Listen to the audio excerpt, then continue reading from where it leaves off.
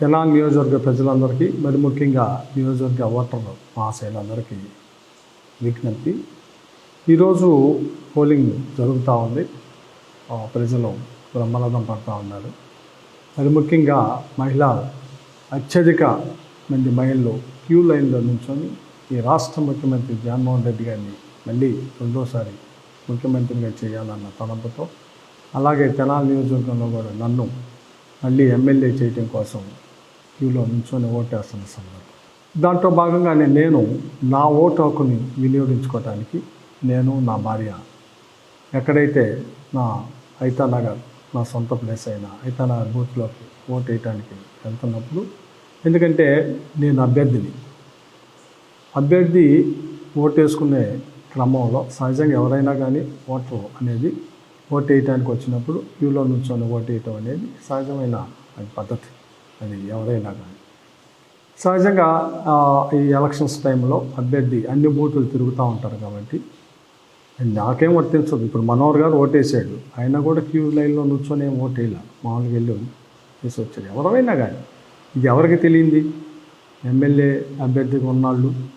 ఎందుకంటే అన్ని బూతులు తిరుగుతూ ఉంటారు కాబట్టి, అన్ని బూతులు తిరగాలి కాబట్టి, అక్కడ పోలింగ్ స్టేషన్స్ ప్రశాంత వాతావరణాన్ని క్రియేట్ చేయడం కోసం, అక్కడ ప్రశాంత వాతావరణం ఉందా లేదా, ఓటర్లకు కానీ ఇంకోళ్ళకి కానీ పోలింగ్ స్టేషన్లో కూర్చున్న ఈవీఎంలు కానీ ఇంకోటి కానీ ఏదైనా ఇబ్బందికరమైన పరిస్థితులు ఉన్నాయా లేవా అని మానిటరింగ్ చేసుకోవటం అనేది ఎమ్మెల్యే అభ్యర్థులు ఎప్పుడు చేసుకునేది. ఇది ప్రతి ఎలక్షన్స్లో జరిగేది.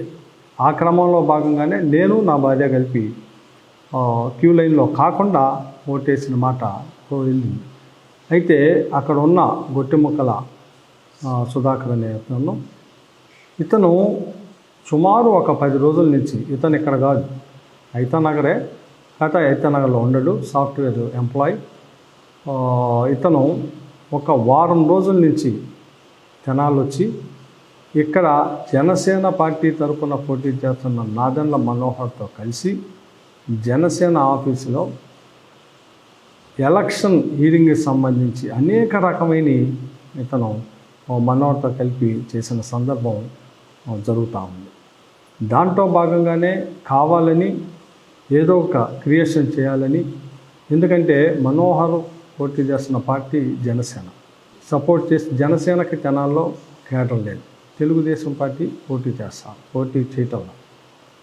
ఈ హైదరాబాదు బెంగళూరులో ఉన్న కమ్మ సామాజిక వర్గానికి చెందిన వ్యక్తులందరినీ, లేదు తెలుగుదేశం పార్టీ సింపథైజర్లందరినీ కావాలని తీసుకొని వచ్చి వీళ్ళందరూ కూర్చొని ఆఖరికి ఎలక్షన్స్లో ఓట్లు కొనుగోలు చేయటం కోసం క్యూ బార్కోడ్ని కూడా తీసుకొచ్చింది ఈ వ్యక్తే.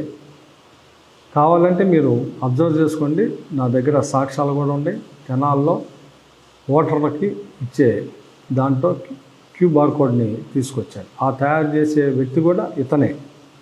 సో ఇది పక్కాగా నేను ఓటేసి వస్తుంటే నేను నా భార్య కావాలని దుర్భాషలాడి, మరి ముఖ్యంగా ఇదిగో మాదిగ, ముస్లిము, బీసీ ఇలాంటి కులాలున్న పార్టీ వైఎస్ఆర్ పార్టీ కాబట్టి ఆ పార్టీ తరపున ఎమ్మెల్యేగా అలాగే ఎమ్మెల్యే అభ్యర్థిగా ఉన్నానని అక్కస్తో కుల దొహంకారంతో, ఇది నిజంగా చెబుతున్నాను, నేను కమ్మాడినే, అతను కమ్మనే, కానీ ఎవరి మీద వీழ்చి పడకూడదు కదా.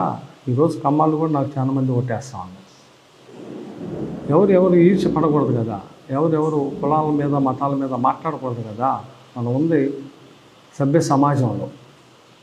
అతను కావాలని మనోహరు ఇతను ఒక 10 రోజుల నుంచి, వారం 10 రోజుల నుంచి ఇతను వర్క్ చేస్తున్నాడు. ఇది నిజం, కావాలంటే కనుక్కోండి, అబద్ధమేం కాదు. దీంట్లో అతను జాబ్ ఎక్కడ చేస్తున్నాడు, 10 రోజుల నుంచి వచ్చి తెనాల్లో ఏం చేస్తున్నాడు, ఈ క్యూఆర్ కోడ్ కనుక తీసుకొచ్చింది ఓటర్కి స్లిప్పులు క్యూఆర్ కోడ్తో పంచింది ఎవరు, ఆ పంచిన వ్యక్తి ఇతనే.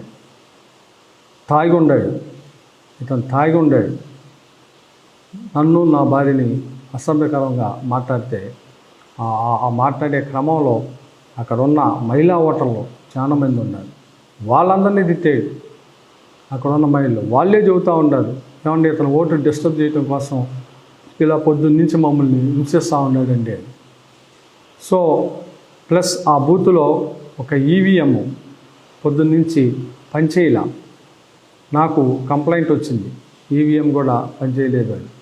సో ఈ మానిటరింగ్ చేసి వచ్చి ఓటేసి బయటకు వస్తుంటే ఈ రకమైన దుర్భాషలాడి దీన్ని కావాలని తెలుగుదేశం పార్టీ, జనసేన పార్టీ దీన్ని ఏదో వైఎస్ఆర్ పార్టీ ఇది చేయడం, నా మీద దౌర్జన్యం చేయటమే కాకుండా, నన్ను బూతులు తిరగటమే కాకుండా, నా భార్యని బూతులు తిరగటమే కాకుండా, మరి ముఖ్యంగా వైఎస్ఆర్ పార్టీని, మరి ముఖ్యంగా కులాల పేరు పెట్టి బూతులు తిరగటమే కాకుండా ఇంత దౌర్భాగ్యమైన ప్రవర్తనని మళ్ళీ దీన్ని కావాలని తెలుగుదేశం పార్టీ సోషల్ మీడియాలో లేకపోతే ఇంకో దాంట్లో వైరల్ చేయటం, నన్ను కొడటం, మళ్ళీ దాన్ని వైరల్ చేసి నియోజకవర్గ ఓటర్లని, ఆ ఓటర్లందరికీ ఈ వీడియోలను పంపి దీనికి యాంటీగా చేయాలని ఒక పెద్ద కుట్రని దీంట్లో దాగి ఉంది.